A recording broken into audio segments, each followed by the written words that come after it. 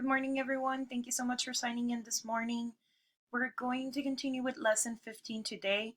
We're going to cover chapter 14 of Fever 1793 and chapter 4 of An American Plague in this lesson. So make sure that after you finish the video, you're caught up with your readings. By the end of today, you should start with chapter 15 on Fever 1793 and chapter 5 of An American Plague. So let's go ahead and get started. So our focusing question is, what were the effects of the unfolding crisis on Philadelphia and its citizens? And our content framing question is, reveal. What is a deeper exploration of text structure and visuals reveal an American Plague of and thesis presentation? So we're going to go ahead and get started with a summary of chapter 14 of Fever 1793. In this chapter, there's a lot of things going on, and I'm going to have two slides where I'm going to explain what's going on in this chapter. So as we remember, at the end of chapter 13, Grandpa and Maddie are still stuck in the forest. They're still stranded, and the grandpa's still sick, and then Maddie starts getting sick herself, and then she faints, and that's where the chapter kind of ends up. So now at the beginning of chapter 14, they're letting us know that she's kind of in and out, and she wakes up and she hears voices, and she hears a man named Barney, and she's trying to figure out if she's dead or not. So again, she's not fully there, so she's not really sure if what she's hearing is true or not. And she says that she's hearing voices, and that she hears many other voices that are saying that she's not ready for Barney yet. So then she goes back and she drifts back into sleep. So she's in and out of consciousness, and she's kind of having like dreams, and she's kind of not sure if they're dreams or if it's reality, and she's just so sick that she can't really tell what's happening. She has several dreams, and in one of them, she meets a troop of French soldiers. And she says that her grandfather's there, and he's commanding the troops to attack her. So, if you're looking at those details, it seems something that wouldn't sound like it's accurate. Why would there be French soldiers if they're in Philadelphia, outside of Philadelphia? Why would her grandpa want to attack her? So, you kind of start questioning if it's because she's sick and she's just having like these feverish dreams, or if that's the reality. So then she's still laying in bed, and then she realizes that she has the yellow fever and she's in some kind of hospital. So now she's trying to figure out like what's going on. She sees that there's bodies around her bed, and none of them are her grandfather or her mother, and she still hears people speaking French. And again, she goes back to sleep. So she's in and out of sleep. And then the next morning, she wakes up and she meets Mrs. Flagg, who tells her her grandfather's there and has fully recovered. So Mrs. Flagg is someone who's helping her in that hospital, and she thinks to herself like, tough old soldier that her grandpa is, and he's the one that actually carried her to the hospital. So it's very impressive. So even though the grandpa was sick, I guess he finally realized that Matilda had gotten sick, or if something had happened to her, and he went and looked for her, and he carried her all the way to the hospital where she's at right now. And then her grandfather goes and visits Maddie to her bed, and he's kind of, as a you can kind of tell that he's flirting with Miss Flagg, and that kind of gives us some kind of comical relief, even though it's a very tense situation. It just kind of shows Grandpa's relaxed now, he's okay. So Maddie kind of feels like a little bit better, and she learns that she's actually in Brush Hill, a mansion that was turned into a hospital for victims of the yellow fever. So somehow her grandpa found out about this hospital and took her there.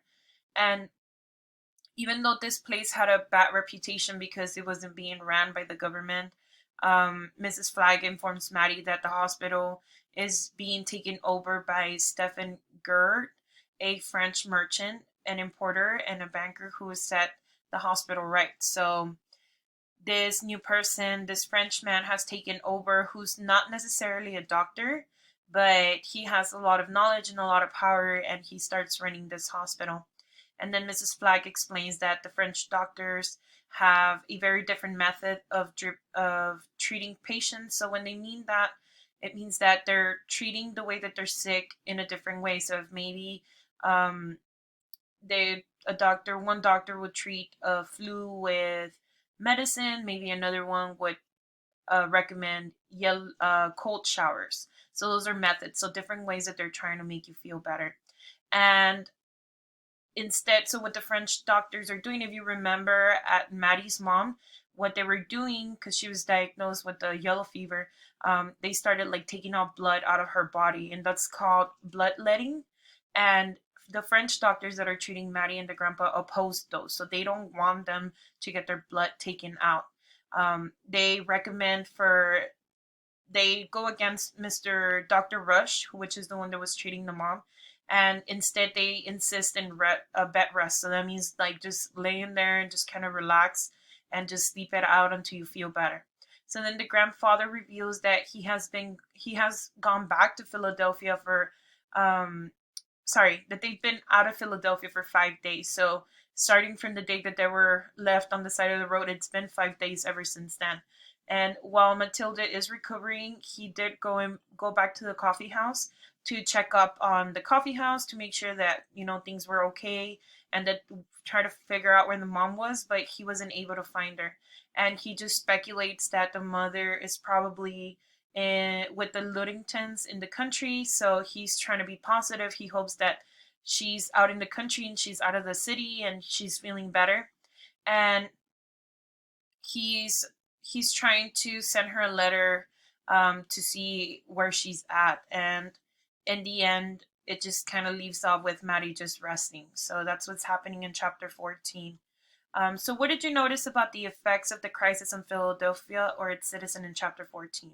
So as we can see, the effects that it has on Philadelphia, the city itself, is that it's caused a lot of chaos. It's caused a lot of people just kind of looking out for themselves, just running away from the city. It doesn't seem like it's being managed very well, and people are just afraid and they're not informed, and the techniques that the doctors are taking are not really effective. And all of that is being noticed throughout the chapters. On the citizens, like I mentioned, even in the scene where they're talking about they're looking out for each other, they're looking for their families, not really like looking out for strangers. And that's why they were left on the side of the road. That's just kind of been shown, like how this crisis is really affecting the city itself, its dynamic, and the way that the citizens are interacting with each other and looking out for themselves. So now we're going to talk about chapter 4 of An American Plague. So this book is written in a little bit more of a different structure. So it's similar because it starts off with dates, just like a Fever 1793, but this one is kind of like gives you the information as it goes. So I'm gonna this is a quick summary of chapter 4. So the citizens are awoken by the sound by a big loud boom, and they realize that it's coming from a cannon that was shot by Captain Mifflin, and a small nearby militia is under orders of Major Clarkson, and they're actually firing these cannons, but it's not an idea of the mayor. The governor Mifflin is the one that is sending out urgent messages that gunpowder and these preparations are going to be the best thing to purify the air, to keep people from getting sick. So just like they had mentioned in Fever 1793, if you don't remember, they were doing the same thing. So that's one thing where the historical information is being accurate. Out of fear, the governor Mifflin and Congress are accusing French immigrants of spreading the disease in the ships of the West Indies. So this is not something that is mentioned a lot in the plague, in the Fever 1793. But in this case, they're giving us, a different perspective of what the government is thinking is causing the problem or caused the fever to happen. And in this case, they're saying, oh, well, it's coming from the people that are coming from a different country, which is obviously not true. So the young capital was soon faced with new disasters. So there's nobody left in the city including half of the Congress. So this is another fact that is accurate. It wasn't really mentioned in Fever 1793 about Congress or like their leaders, but it is mentioned about people leaving. So that's another historical fact that is accurate, that people are leaving the city, and those are including their president, and it's including the people in the Congress. Important political figures are fleeing to they're fleeing outside the city. They're going to their farms. They're going to their plantations. The government is turned into two groups. So the government is pretty much like, well, we're going to leave like the rest of everyone else, and y'all got to figure it out. There's no food. People are starving. People are dying. People are sick. They don't know what to do. It's kind of like a big chaos, and the government is not really taking in the responsibility that they need to do. So the government has turned into two groups, the Guardians of the Poor and the Free Black Society. So if you remember in Fever 1793, they do mention the Free Black Society, the worker that used to work at the coffee shop with Maddie's mom and the grandpa. She was part of the Free Black Society. So that's another accurate historical fact. Those are the ones that are taking care of the sick who nobody wants to take care of. So there's this constitutional crisis occurring. At the moment, George Washington is the president, and him and his wife Martha just fled to their plantation. So again, the government's just pretty much saying, well, too bad, goodbye, I'll see y'all later. And it's important to just keep in mind, that at this time there was a lot of wars going on. There was a lot of problems, that America was like brand new. There's a lot of things going on, but that still doesn't excuse the government not taking care of their people. So after Washington left the city, they're just kind of like in chaos. There's right now people are just don't know what to do. People are starving. They're having problems. So it seems bad right now, but there's even worse to come. And again, we're going to look into the question, what did you notice about how Murphy organized chapter 4? So if you notice, he does not use any headings, but it's still very organized. So he tells the story in the order of events that is happening. So even though it is still being told from the perspective of someone, it is telling things as they're happening. He addresses different problems that the city is facing as the epidemic gets worse. So he's not just talking about his personal experience. He's talking about the government. He's talking about who is being affected. He's talking about what are the problems that the city is facing, and what is being done to be addressed. And he told it in a story, but in a factual story. So as you can notice, Fever 1793 gives you more of like a personal opinion, personal experience, and with Murphy, it's more like giving you the facts. It's still telling you a story, but it's telling you more facts of what's going on, what's surrounding the epidemic, and the problems that the government is not dealing with very well. So that's all I have for today's lesson 14. Just make sure that you complete your attendance form. Just to clarify, the attendance form closes at 8 p.m. every day. So make sure that you're completing those attendance forms before that time, and that your exit ticket is done properly. And remember, every exit ticket gives you 10 extra points on any low grade that you may have. By Friday, you should be on the following chapters. I know that we're moving on pretty quickly, but remember, the chapters are really short. You should be able to get them out of the way quickly. So we're in chapter 15. By tomorrow, we're going to be in Fever 1793. We're going to be in chapter 15.